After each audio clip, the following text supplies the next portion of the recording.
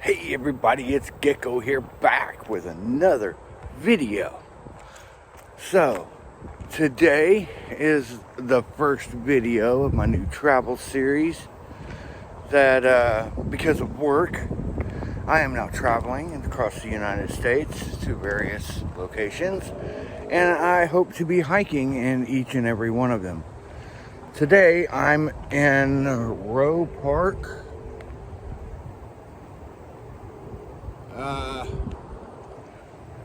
In Corporate Woods, Kansas. It's just outside of Kansas City on the Indian Creek Trail. Let me go ahead and turn you around and I will kind of show you what's going on here. All right, well, as you can see, it is a paved trail. I mean, we are in a sprawling metropolis area, Kansas City, Missouri, Kansas City, Kansas. It's all one big, huge city with all its subdivisions and little towns that incorporate the greater metropolis of the city. Like I'm staying in the Overland Park, Lenexa area. And that's also where the job site is. Oh, there's a cardinal. Oh, he flew away.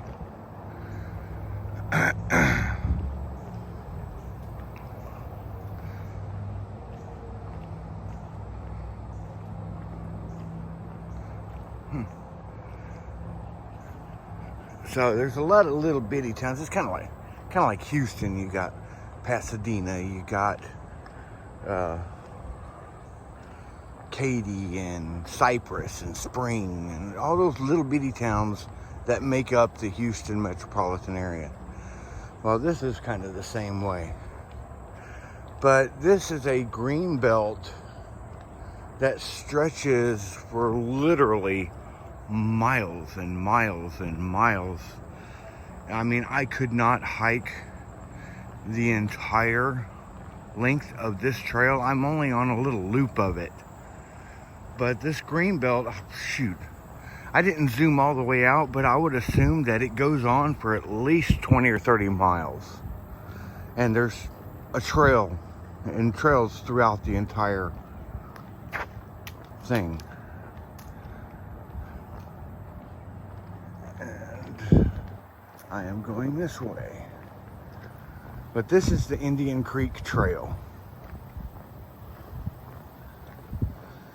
And the Roe Park section that I'm on is, I actually wanted to go to the Corporate Woods section, but the map took me to the wrong section when I was driving.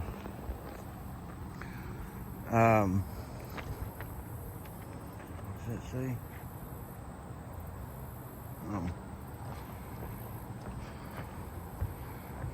But yeah, there's a little creek down here. This must be Indian Creek.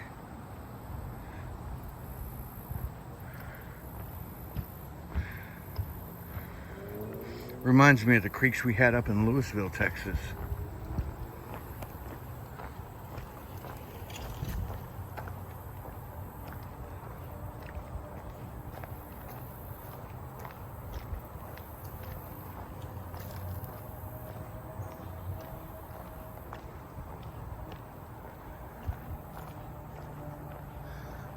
As you can see, it does wind through wooded areas. I mean, it's a green belt. But the entirety of the trail is paved.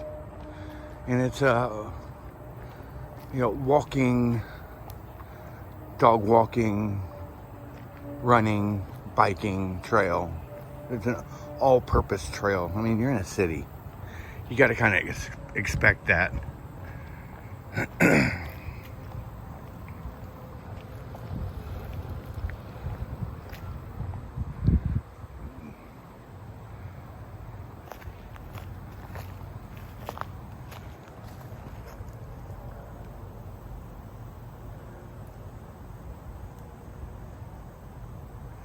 There are spider webs right there.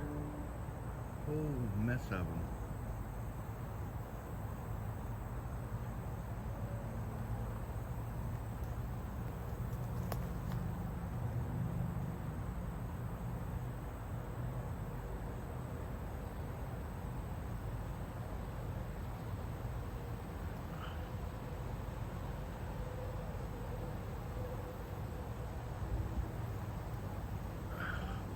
was trying to get a picture of him, but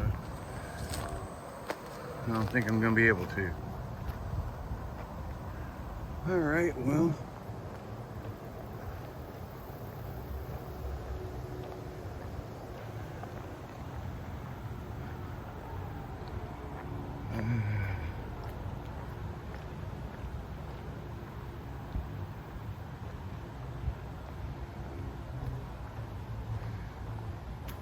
And these parks probably got like little hidden areas like this.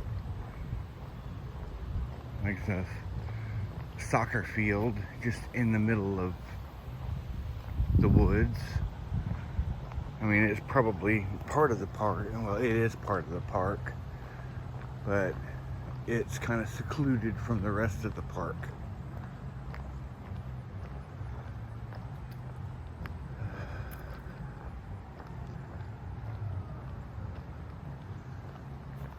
So while I'm in Kansas City, this is pretty much going to be the extent of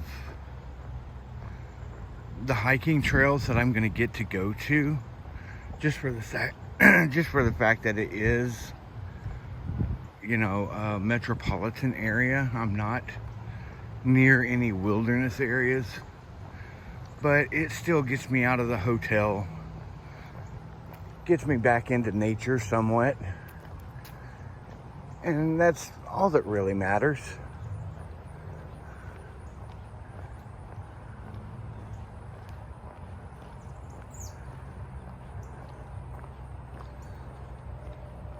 So my first week of work was interesting. I flew out on Sunday out of Austin, and flew into Kansas City International Airport from Austin Bergstrom International Airport. And that was interesting. I hadn't really flown anywhere since just after 9/11.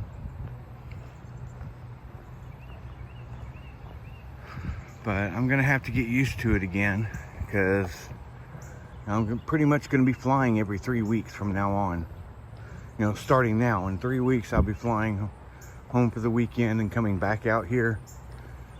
And then 3 weeks later, I'll hopefully be flying into Tucson to meet my wife, who has an appointment to get another tattoo done, or work on her memorial tattoo.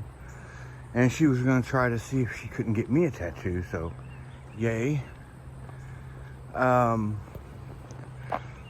But while we're there, I wanted to go hike Mount Lemmon.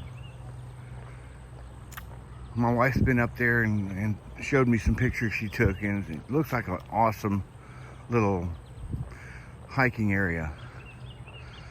So I wanted to do that. And then after we finish this job, we're going to be moving on to Wichita, Kansas. I'm not sure what's out there yet. And then from there, I think we're going to a job in either Arizona or Minnesota. So we'll have to see. And it's also contingent on how close it is, how close these places are to the hotel that I'm staying in, and what access I have to rental cars to get to these places. Right now I have my own rental car because everybody else went home for the weekend. This is their third weekend. So everybody went home, and the boss wanted me to have transportation while I'm here on the weekend, in case I wanted to go somewhere like I am here. So I got a rental car for like the next 2 days. They were gonna, the reservation said a Nissan Versa or similar, but they gave me a Dodge Charger, so it's a nice car. Now let me turn you off for a while and I'll pull you back out when we get back to a green section. We're fixing to cross a road. So I found this trail on the All Trails app. So wherever you are, it will pull up the trails that are near you.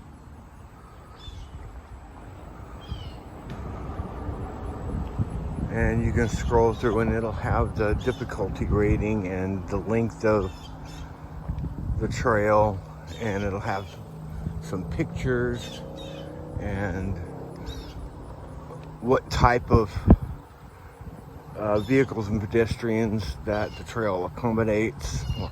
Like this one is for running, biking, dog walking, and just hiking.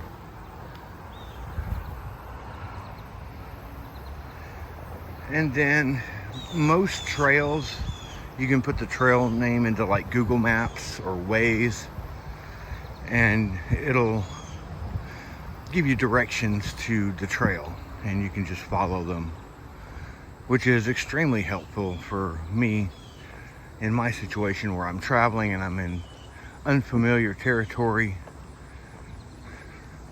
But I have a feeling that most of these bigger cities that I'm going to be going to are going to be having these green belts, because I know that's a big initiative that most cities have been taking on, is making a place in the cities where people can get closer to nature.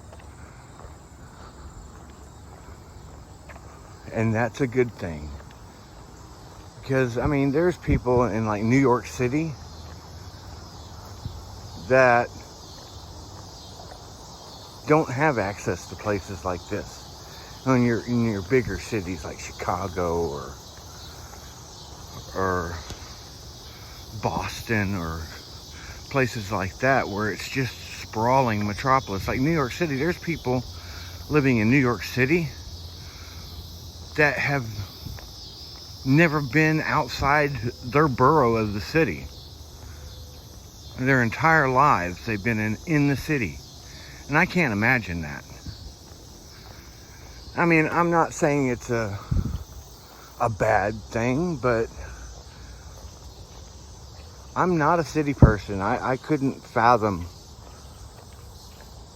living my entire life in steel and concrete. I got to be out here with the birds and the trees and you know, and some of those people have never even been to, some of those people in New York City haven't even been to like Central Park.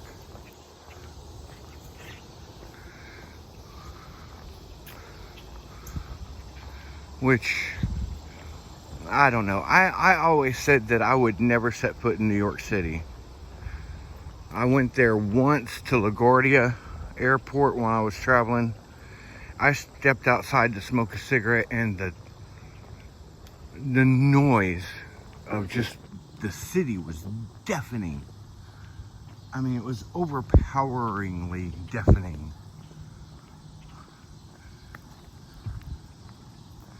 From all the car horns and the construction and just everything. It was so loud. And the smells, oh my God. It was just bad.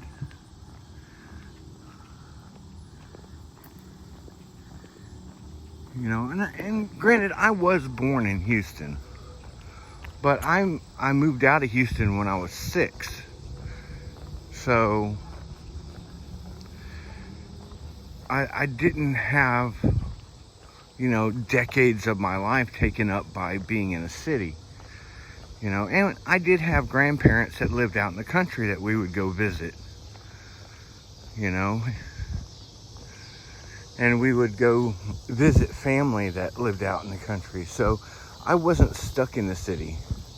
I was exposed to nature at a young age. And then when I was 6, we moved out to that 127 acre plot of land north of Beaumont, Texas, in the middle of the forest. I mean, we were surrounded on 3 sides by a hunting club, and on the other side by a cattle rancher who actually moved out to his property about the same time we did. And they had a daughter that was about my age, so, you know, I wasn't cut off from society. I had somebody I could play with, you know. But I have to say that growing up in that location was the best thing that could have happened to me, because I got to spend my youth in the woods, and it gave me a deeper appreciation of nature and let me experience the world where I'm not objectifying like trees or rivers. I'm actually, it gave me a spiritual understanding of the natural world and kind of humanity's place in it.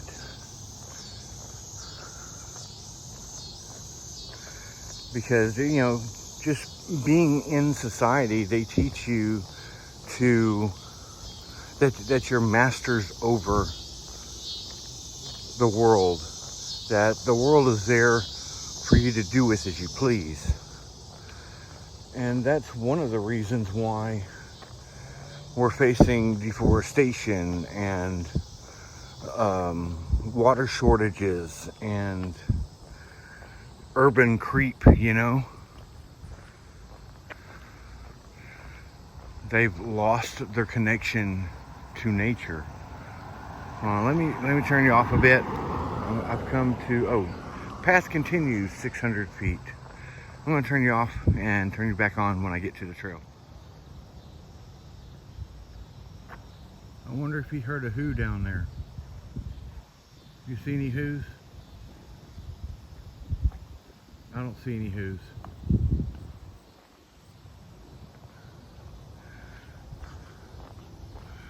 Maybe you can only hear them, you can't see them.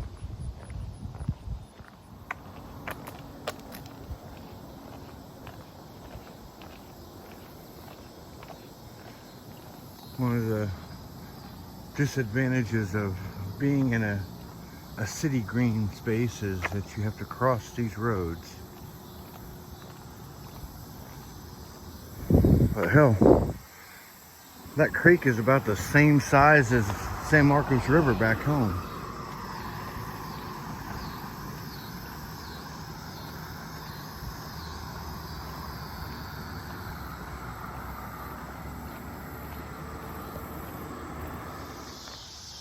You can definitely hear the cicadas.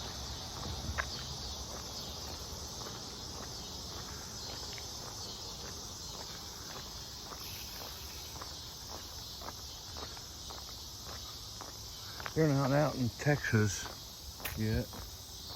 Or at least I haven't heard them. Of course, we don't have any real woods where we live, obviously. I mean, you've seen the area that I walk in.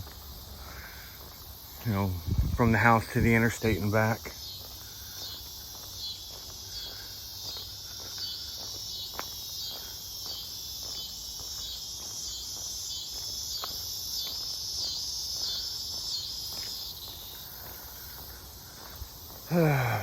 Feels good to get outside again. My work routine is I sleep during the day, or try to anyway. Then I get up and carpool with my other fellow employees in the rental cars to the Home Depot. It's about, I don't know, like 3 or 4 miles away from the hotel.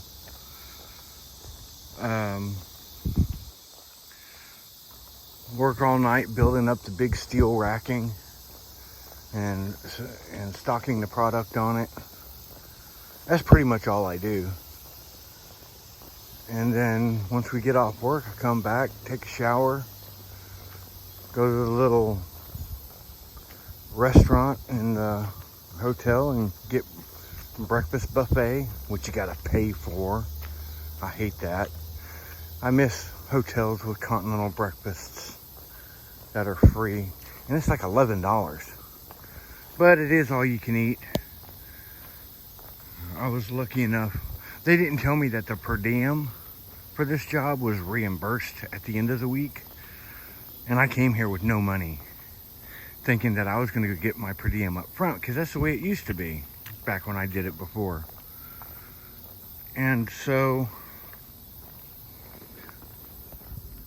I had to borrow like $75 from my daughter, and I actually ate and bought cigarettes on $85 for the week, which was hard because cigarettes are freaking expensive up here. Well, the Marlboros that I was smoking, the Special Selects, it's usually about $2 cheaper than the regular Marlboros and $1 cheaper than the Pall Malls, but I ended up having to switch back to Pall Malls because they were charging me $10 for a pack of the Special Select Marlboros.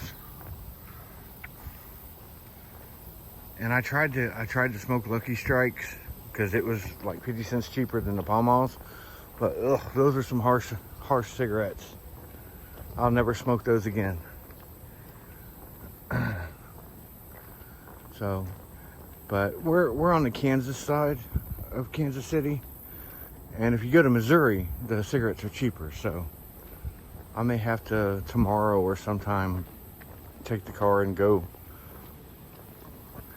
across the state line and get me like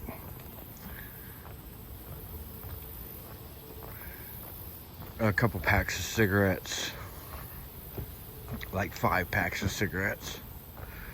Hopefully that'll last me the entire week until I get my next week's per diem. Oh look, a water source. I wouldn't trust it. I don't even know where that water's coming from.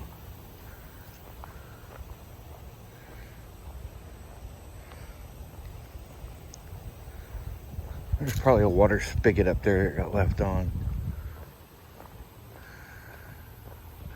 Anyway, I don't know if I'm going to come back out here tomorrow. I may go to a different section and hike again. Today is... What is today? Today's Friday. So I have the car for Saturday and Sunday, but I gotta turn it back in Sunday, which means I gotta drive back out to the airport and meet one of the guys coming in getting a rental car. So, but it's a very strenuous job, but it's an easy job, if that makes any sense. It's easy work. It's just you're lifting really heavy objects. And I'm definitely getting in shape doing this job. And another perk to this job is all the flights that we do, and all the hotel stays, and all the rental car transactions. We can join their rewards programs and get the miles and the points and everything for that and keep them. Hold on. And I will tell you, the first 3 or 4 days of working, man, I was sore as hell. And it's not in the places that I thought I would be sore. I thought my back would be hurting, but no, it was my legs, my calves and inner thighs.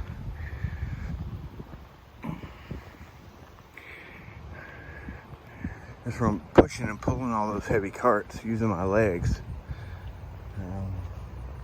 And I definitely noticed that I need to improve my upper body strength.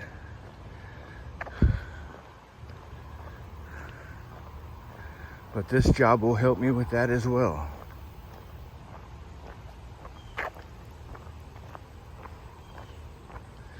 But I was talking about the rewards program points. Just this one stretch alone, the 4 weeks that I'm working here, I'm staying at the same hotel for 28 days. Now, when you start out at the Radisson Rewards program, you start off with the club member tier, and you have 9 stays or 9 nights before you tier up to the next level. I'm going to be here for 28 days, and we're coming back for another 3 weeks. I'm going to be like probably the top tier that they got by the end of this job alone. And of course, that's free nights in a hotel, you know? So that's another reason I took this job, is because, you know, I'm going to be getting all these points, all these airline miles for the different airlines or whatever. Like, we flew Southwest this time, and I'm flying back Southwest probably the entire time I'm here, you know. And then the next job, who knows? But when I go start through hiking, I'm gonna have to fly out to the trails. I'm gonna have to fly home from the trails, and I'm not gonna be spending the nights in my tent every night. You know, whenever I'm in the city, I'm gonna want to stay in a hotel or a hostel. If I've got free hotel stays, that helps out. And my hiking budget's just shot up, you know. Got freed up more money to eat on and to get new gear or whatever.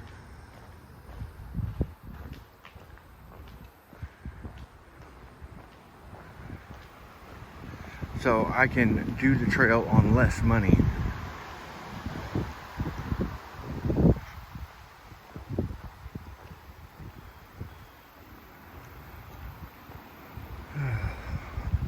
Probably gonna have to be turning around soon. I don't want to be hiking back through this in the dark.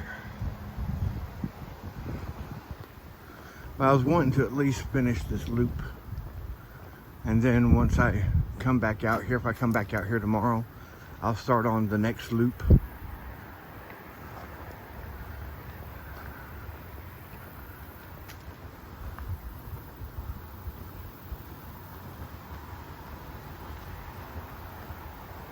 But even though you're in woods and everything, it's not like being out in the forests, obviously. I mean, because you're always going to have road noise at the very least. And power lines and neighborhoods that are close to the green belts that you can see through the trees. So you can't even pretend you're in a wilderness area, really. I mean, if you were like 5 or 6 years old, yeah, because children's imaginations can tune out most distractions. I remember those days.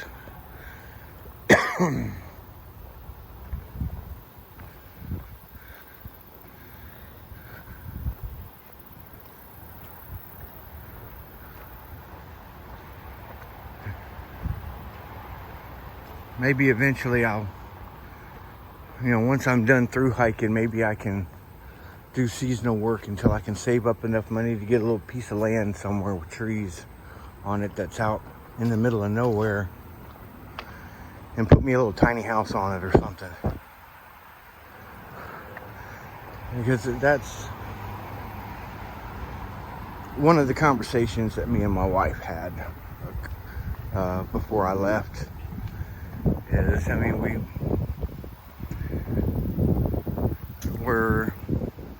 the subject had come up on whether we really needed to be married at all. And not in a bad way. It's just, you know, because our interests are not the same anymore. And I mean, we're still best friends. But,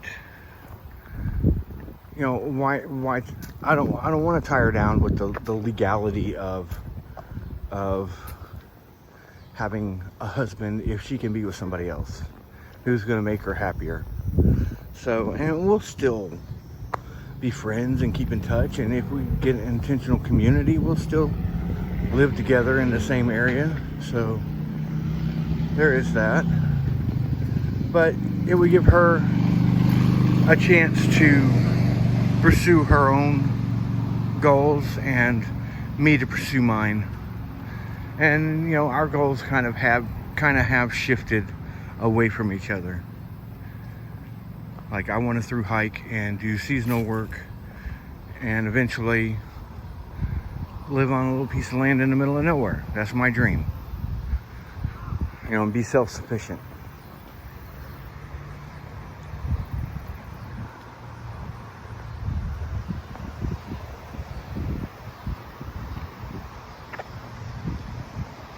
And she wants to do her travel nursing and start her Mandy's Ranch, little intentional community, helping battered women.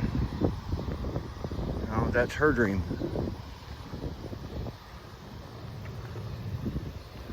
And as far as the intentional community side goes, they do coincide, but differently. Like, she would definitely have to have her own little compound within the property, and I would have to have another, because her goals for her intentional community are a lot different than mine. I mean, we can cross over on some aspects, because you know, whatever I'm doing on my intentional community, I would offer to the people she's helping as well. And I really can't say the same for the people that are coming on my end to her end, because it's very specific on what she's dealing with.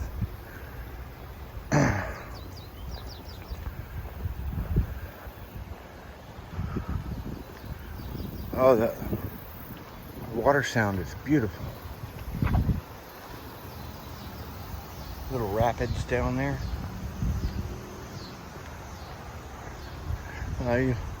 You can see them better up here. Actually, it just looks like foam. We'll see here in a second. We shouldn't be too far from where we need to turn around.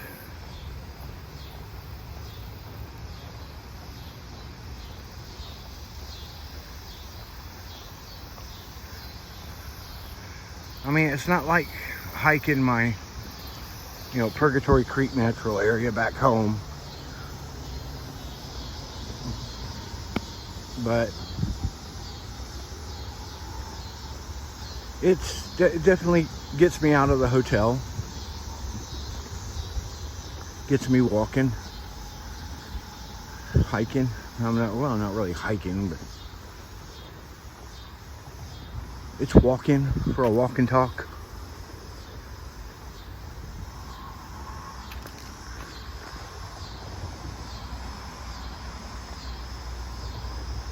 Gets me out in the green, at least. May not be the deep green of the forest, but it's better than 4 hotel room walls.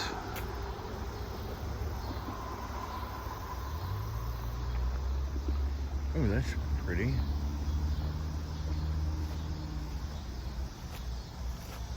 Interesting flower.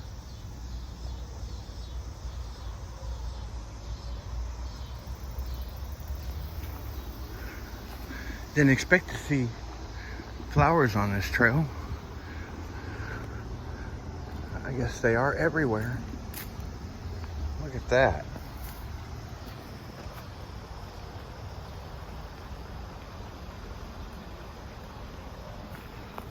Wow.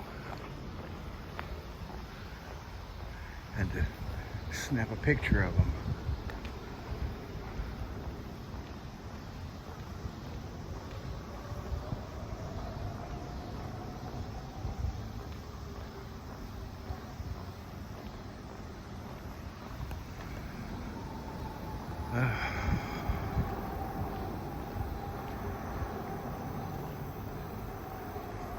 Oh, I smell food.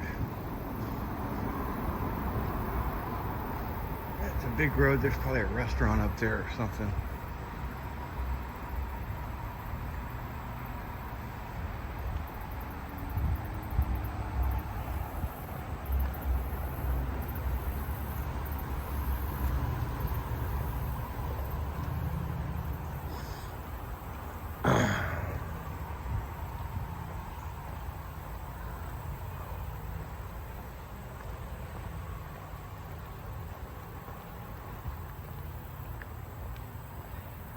The way these parks have these little secluded little nooks.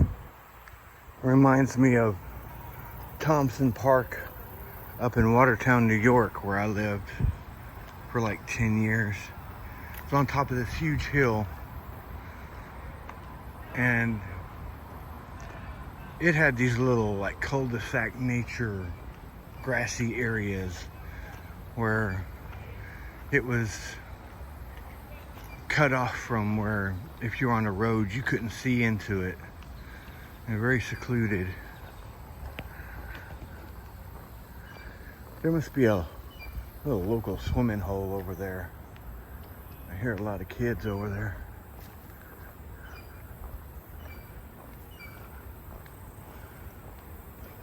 Well, I think we're coming up to the park where this section of the trail ends and the next section picks up.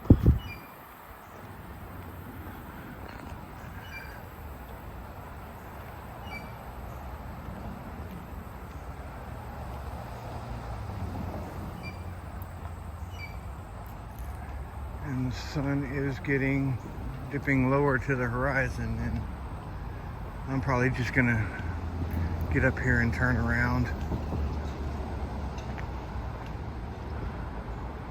Oh hell, this is part of the American Discovery Trail. Holy shit, I was wondering about that. Oh my god. Wow. This part of the southern loop of the American Discovery Trail.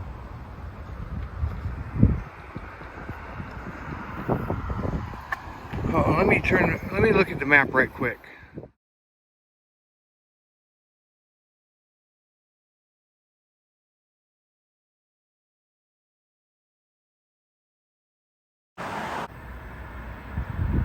I am so glad that I did come to this trail. I was wondering if this might be part of the American Discovery Trail because it was such a long green belt with interconnecting trails.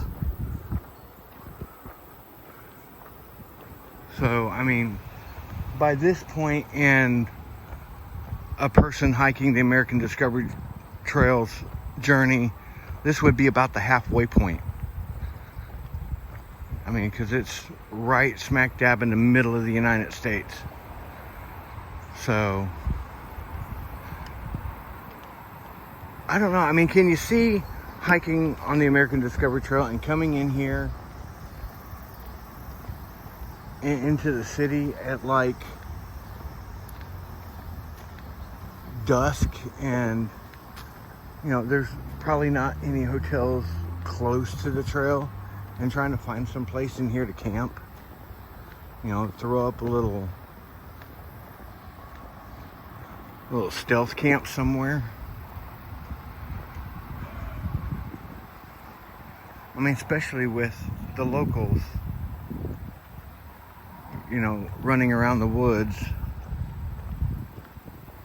I mean, you would have to stay in a hotel.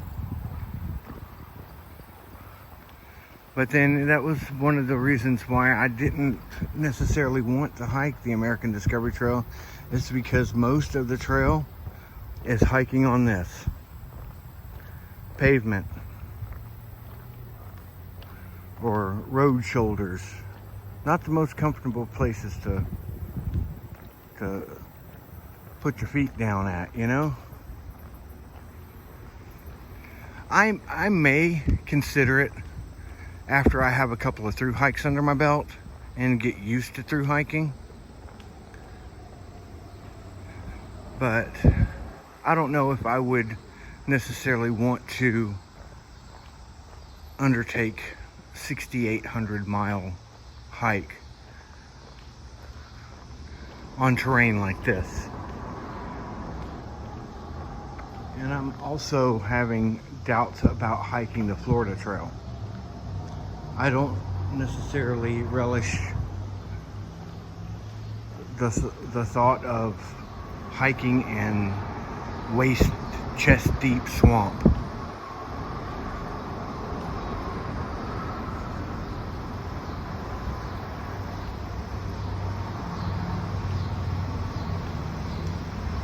But I am glad that I got out here to see that sign. I thought about it, but I really was not expecting that. I mean, the thought did cross my mind on whether maybe this was part of the American Discovery Trail, but I didn't think it actually would be. Prove me wrong.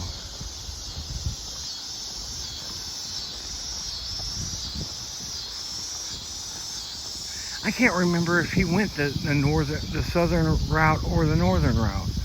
And Alexander Sealing. I can't remember which route he went on. I think he may have done the south route. This does sound familiar, and he did end up hiking through. No, he hiked through Nebraska, didn't he?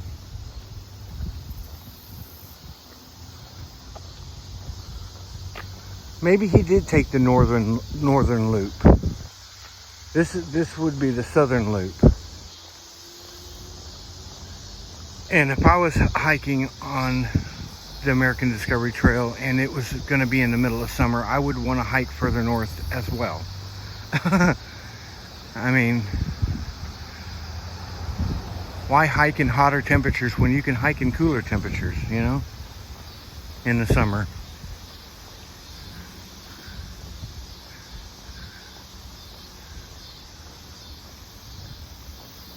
I'm going to have to go back in his playlist and see exactly which part of the loop he hiked, because this does seem familiar now.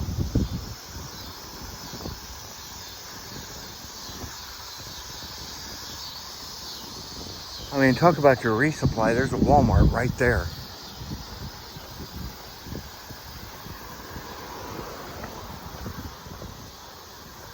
But, you know, just seeing all these people on bicycles and running, I can't imagine walking on this trail with a full 60-liter backpack on my back.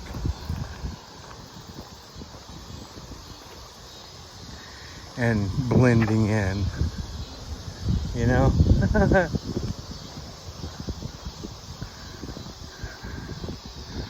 I don't know, though. I may actually do the American Discovery Trail one day. I mean, you get to see every part, damn near, of the United States. Coastal, the Appalachian Mountains.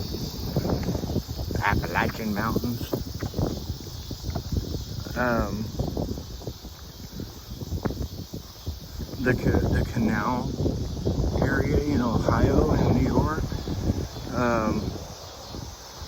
the Midwest. You get to walk through Washington, D.C. for crying out loud. But then you hit the Rockies and you go over the Rockies, and then you go through the deserts in Utah and Arizona, Nevada, California. I mean, and you get to go through the Sierra Nevadas. I mean, hell, you get the best of all three of the Triple Crown trails.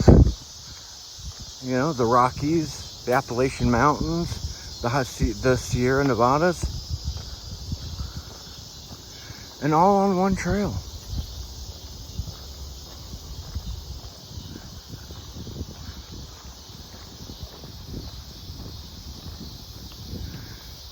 And then there's the Great Northwest Loop, I think is what it's called.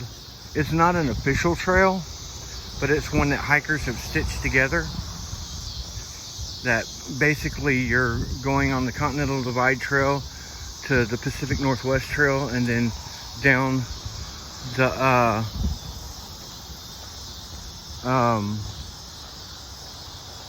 Pacific Crest Trail, and then cutting over on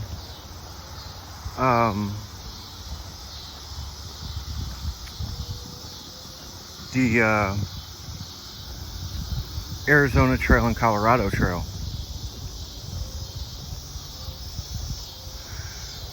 So you're basically starting at Mexico on the Continental Divide Trail, going up to Montana, and cutting over on the Pacific Northwest Trail to the Pacific Crest Trail, and then cutting down, and then cutting over and going up the Arizona Trail, then over the Colorado Trail. So you're making a big backwards P or a Q. So, I mean, that would be an awesome hike. But it's desert intensive.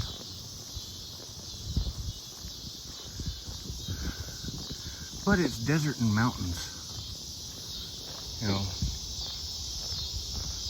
who knows? Maybe one day. That's going to be another hike like the American Discovery Trail, though. You know, like 6,800 miles. So that would take some planning, because, you know, you're not going to be wanting to be in any of the mountain regions in winter. So you're going to have to, like, you know, time it to where you're hiking the mountains in the summer. And that might actually be a 2-year hike. I don't know. Because you might have to, like, take time off and then come back and do some other of the mountains in the next spring, summer, whatever. I don't know. At this point, I'm just talking.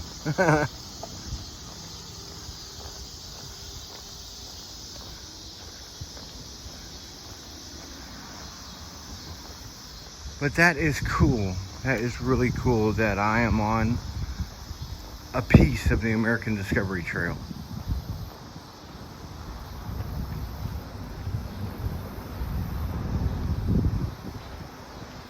It's the first time I've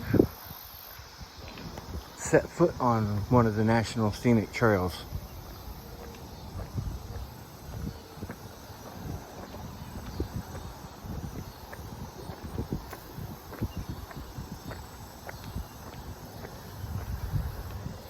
It is a momentous occasion for me.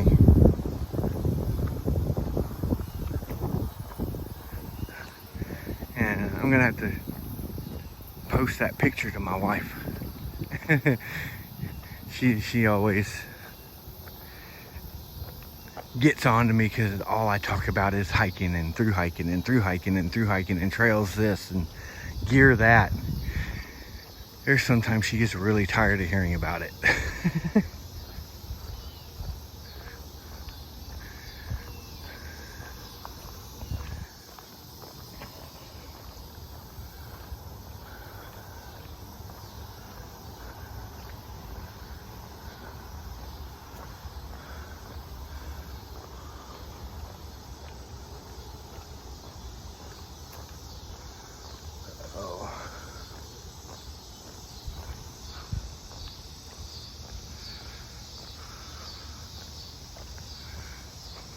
Well, I guess you could call me a section hiker now, because I have hiked a section of the American Discovery Trail.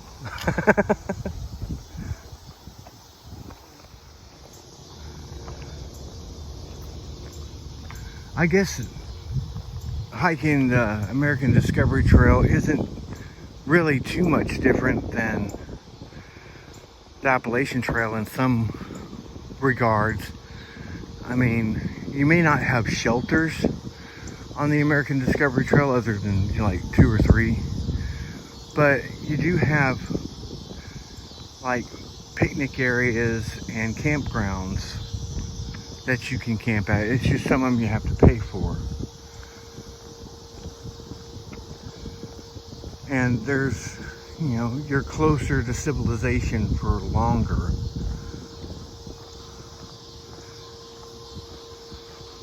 Now, I mean, that's where the American Discovery Trail would kind of differ from the Appalachian Trail. Is you're in civilized areas a lot more until you get to like Colorado. But the entire eastern half of the United States is basically road walking and rails to trails type deal and canal trails. There's very little wilderness, state park, national park trails until you get to Colorado. And then you're basically on the Colorado Trail for the entire way until, you know, you go down into Utah and Nevada and whatnot, and then you hit the Sierra Nevadas. And then you're back into civilization. So just the Rockies to the Sierra Nevadas, you're pretty much in the wild. But that's really the best part to be in the wild in, the mountains and the desert. I mean, granted, it can be dangerous in either places, especially where water is concerned. But the natural beauty of those locations would far outweigh the risk, in my opinion. Just from what I saw with Alexander Sealing's through hike of it. And granted, he took a non-traditional route once he hit like Utah. He went down to Malibu where the actual trail, he bypassed the Sierra Nevadas because he was going to hit there too late in the season. There was already going to be snow there. But even so, he still had a beautiful hike. And I haven't been following his new endeavor too much. I watched the first half of the first episode. He's on the American, I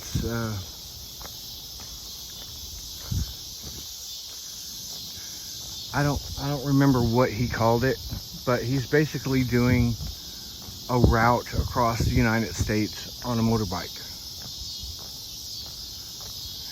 It's like the ATA or something like that, or TAT.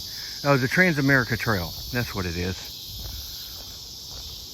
So go on his YouTube channel, Alexander Sealing, Seling, and check out his hikes of the American Discovery Trail and the new one he's on now. And he does these as fundraisers for veteran suicide awareness. So help him out. He's really, really cool guy. I'd love to actually meet him. Maybe even hike with him. I don't know.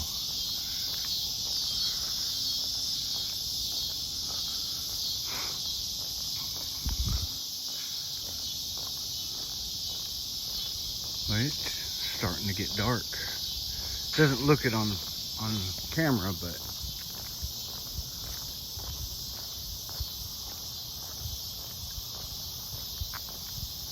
I know I probably shouldn't, but I'm gonna smoke a cigarette. I mean, if I was actually through hiking the American Discovery Trail as a smoker, I'd smoke here.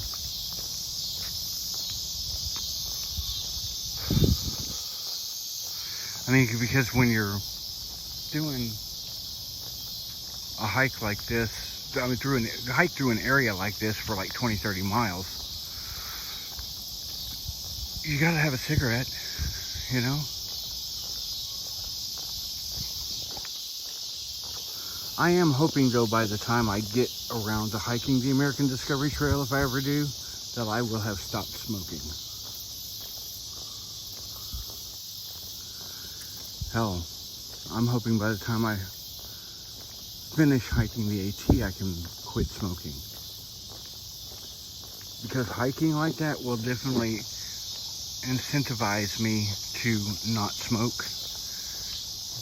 Because I'm going to be huffing and puffing and exercising the entire time, you know. I'm not going to really want to stop and smoke a cigarette. And I'm hoping that combined with taking Chantix will help me quit smoking for good. I mean, Chantix helped me quit for 3 months before when I first tried it. But I'm hoping when I get into a routine that kind of discourages smoking, that I can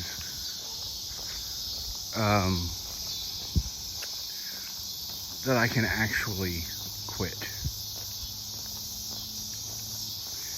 Because I can't be hiking in the Sierra Nevadas and the San Juans and, you know, Glacier National Park as a smoker.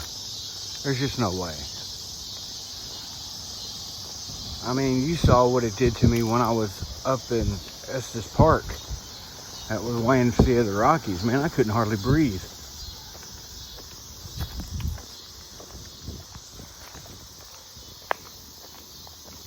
Hello.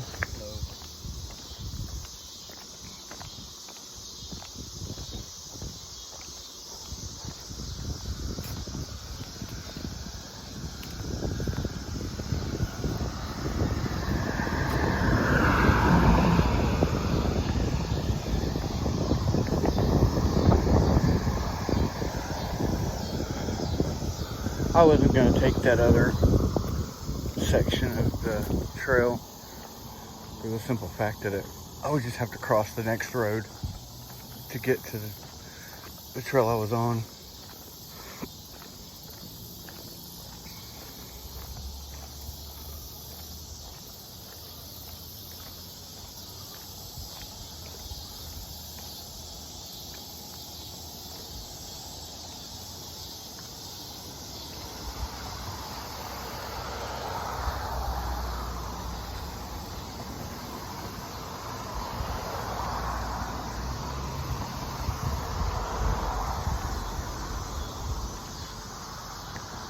Now we're fixing to do a little road walk for the 600 feet. Again, going back the way we came. So I will turn y'all off for a little bit and I'll pull you back out when I get closer to the trailhead. All right, I'm back.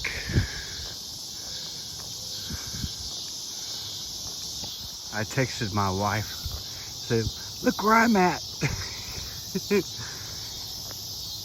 And sent her that picture of the ADT sign. And it's like, I was not expecting this trail to be a part of the American Discovery Trail. And I kind of reminded her that it was the one that goes from the Atlantic to the Pacific. So, I mean, eventually with my traveling, where I want to be is on these national scenic trails. So I've actually started my journey towards that, which is why I took this travel job in the first place, is to kind of get myself kind of geared towards traveling and being away from home. It hasn't really sunk in or affected me as much as going to Colorado did. Of course, I had so much bad luck starting out in Colorado with the truck breaking down. And then the first day I was there, it was raining and overcast and just depressing. And I was really questioning my decision on taking the seasonal job and being away for that amount of time. But that actually helped me, being away for that month, to preparing for this, which the benefits of having this job is going to far outweigh the experience that I had in Colorado, because I'm getting airline points, I'm getting hotel points, I'm getting rental car points. I'm making more money than I did in Colorado. I'm making $17 an hour, plus I'm getting my per diem reimbursed, like $175 a week. And I definitely do not use $175 in a week, so that's extra money for me. And that's loaded onto a debit card, so I have an extra debit card with money on it if I need it, you know. And like one of the guys I work with, he gave his per diem card to his daughter, his 12-year-old daughter, and she gets whatever money gets put on it. I guess that's her allowance or whatever. But $175 a week, that's a high allowance. Of course, I think he comes from money, or has been in jobs where he made a lot of money, because he was talking about him and his son both drive Corvettes, and they live in a gated community, and you know, he's not doing this for the money. His wife gets his paycheck, and he gets his daughter gets his per diem, and I don't know what exactly he lives off of, but I don't know. I just heard that from other co-workers that his entire life, he's 2 years older than me. He's 33 or 60. Yeah, I'm 30. Yeah, how about that? He's 60. I'm not 60 either. 53. He was born. Actually, I think he's 52, because he's if he was born in the early months, he could be 53. But he was born in '69, which is a year before I was born. So he's probably only a year older than me, too, at the most. So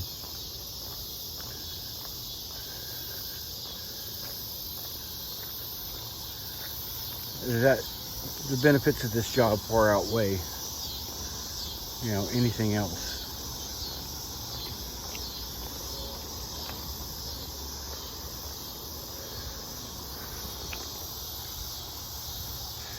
And it's definitely preparing me for being out on an actual through hike. I mean, I may not have the backpack on, but I'm gonna try and get out and hike as much as I can wherever I travel.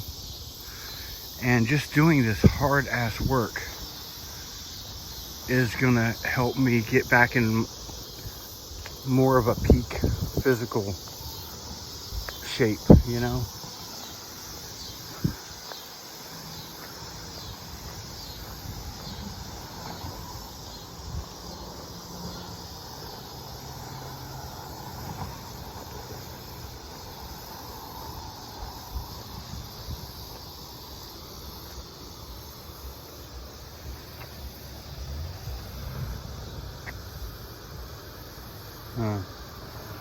Yeah, I started here. Oh, sorry. I started here. I walked all the way over here and ended up over here. And then I'm walking back. And I can't keep you in frame. Sorry. I'm here. I started here. I started here. I'm here right now. I walked all the way across off the map, and then I came back, and I'm right here again, and I'm going to right there. So I'm almost back. I gotta pay more attention to where my screen is pointing.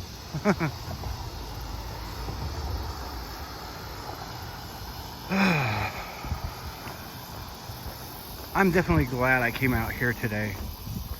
And like I said, tomorrow I may go to the other section, which was right just past that stoplight where I stopped, where the American Discovery Trail was. The American Discovery Trail sign was. I have noticed lately that my brain is just not wanting to cooperate with me when it comes to words. I've been saying the wrong things quite a bit.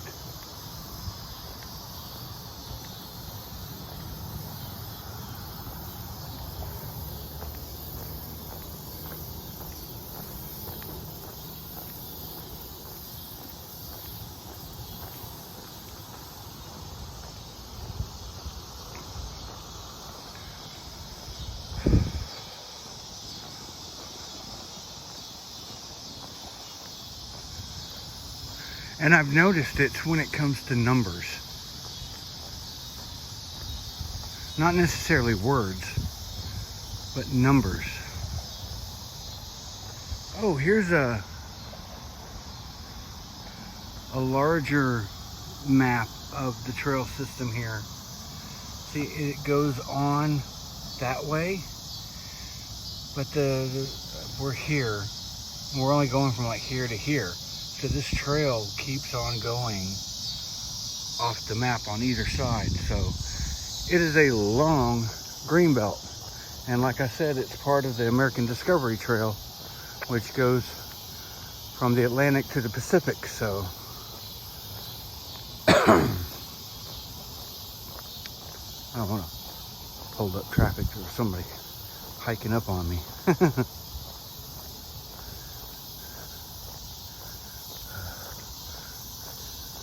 Oh, there are a lot of huge pecan trees here.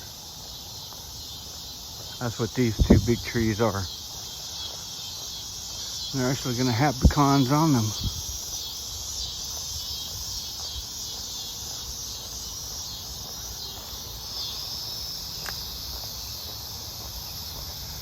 Alright, well, I'm going to go ahead and put y'all away, and I'll pull you back out when I get back to the trailhead. Got a deer here.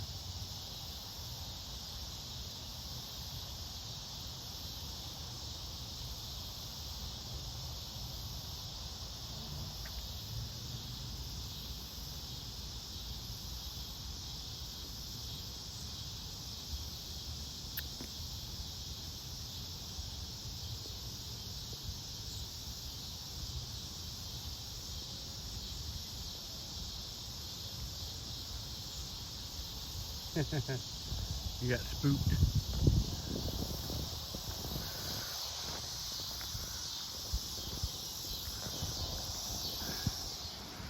All right, guys, well, I'm back at the parking lot,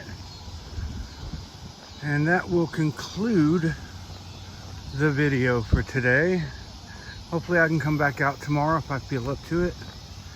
And this right here is the rental car that they gave me.